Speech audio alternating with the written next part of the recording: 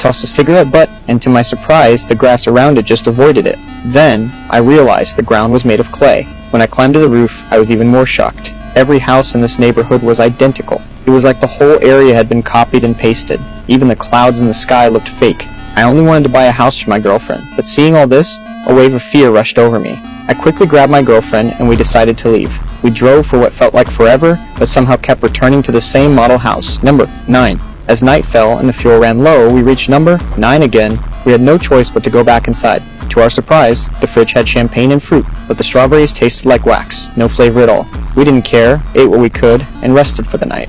The next day, we decided to leave on foot, avoiding any turns. We walked toward the sun. We walked until the sun set, but still hadn't left the neighborhood. Just as we were about to give up, my girlfriend noticed a light coming from a house. She rushed inside, thinking there were others here. But when she entered, the table was filled with the food we ate last night. We were back to square one.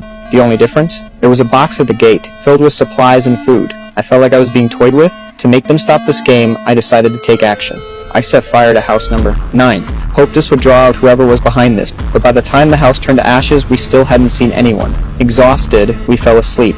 When we woke up, a box had appeared in front of us. This time, instead of food, it contained a live baby. On the box, it read, "Raise the child and be released." What was even stranger was that house number 9, the one we burned to the ground, was now fully restored, looking as if nothing had ever happened. We had no choice but to accept this reality, and put our last hope in the message left on the roof. Luckily, the baby grew at an alarming rate. By day 98, he looked like a teenager. Not only did he look just like a regular kid, but he had an incredible ability to mimic. He could almost perfectly replicate everything we said. I hadn't given up on escaping, and I followed the rules. The trash was to be put in a box, and someone would come to collect it.